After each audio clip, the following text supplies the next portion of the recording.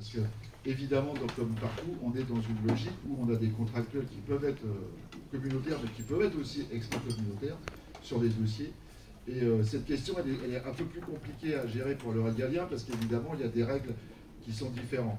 Ceci dit, et je vais faire assez bref, mais on a un exemple de cadre de l'État qui est brisé et qui déroge à toutes les règles. C'est militaire, et c'est la Légion étrangère, où la question de la nationalité ne se pose pas au départ, y compris puisque l'accès à la sécurité française est automatique pour les gens qui sont engagés dans la Légion étrangère. Ce qui est quand même assez exemplaire de voir que le seul endroit où on ne pratique pas la discrimination à l'embauche, c'est pour former des gens qui sont censés aller faire la guerre. C'est quand même une réflexion qu'il faut avoir. Après, je dirais qu'il faut faire aussi attention à quelque chose dans l'embauche dans la fonction publique, c'est que la discrimination, elle n'est pas forcément par administration ou par institution. Elle peut être aussi par corps. Il se trouve que moi je suis dans l'administration pénitentiaire, dans l'administration qui embauche beaucoup ces dernières années. D'ailleurs, c'est une des seules de la fonction publique qui a une augmentation des effectifs.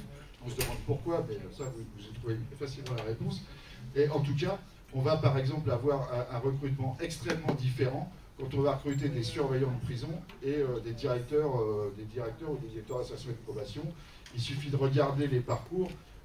Le recrutement des surveillants qui se fait principalement aujourd'hui dans les dom-toms, évidemment, casse la logique de ce qu'on pourrait voir comme une discrimination à l'embauche, mais on pourrait imaginer aussi qu'il y a la discrimination positive d'une certaine façon, qui est aussi une autre forme de discrimination, parce que c'est pas sur le même type d'emploi qu'on a les gens qui sont de couleur ou pas de couleur.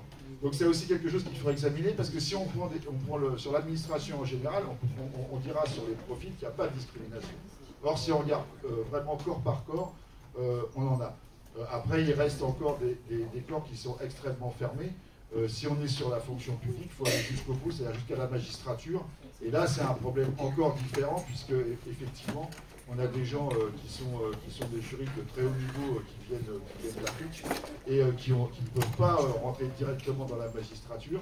Donc on a aussi des gens qui sont des assistants juridiques et tout, et qui ne peuvent pas être magistrats de fait, du fait de la nationalité, même si leurs compétences et les codes qu'ils utilisent sont pratiquement les mêmes, hein, puisque, il ne faut pas rêver non plus, le droit en Afrique, il est en partie calqué sur le droit français, donc il n'y a pas beaucoup de différence, et les étudiants africains font leurs études en France pour une grande partie.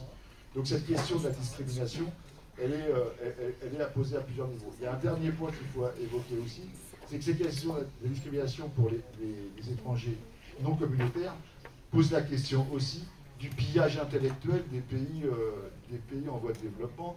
Et on sait très bien que de toute façon, la question de la couleur n'est pas la question unique.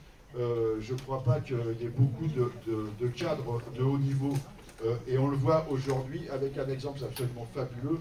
Un Indien est Premier ministre en Angleterre, mais ce n'est pas un Indien pauvre. Et il est tout à fait dans les clous. Il a bossé chez Goldman Sachs. Et sa femme est une des bras droits de Klaus Schwab.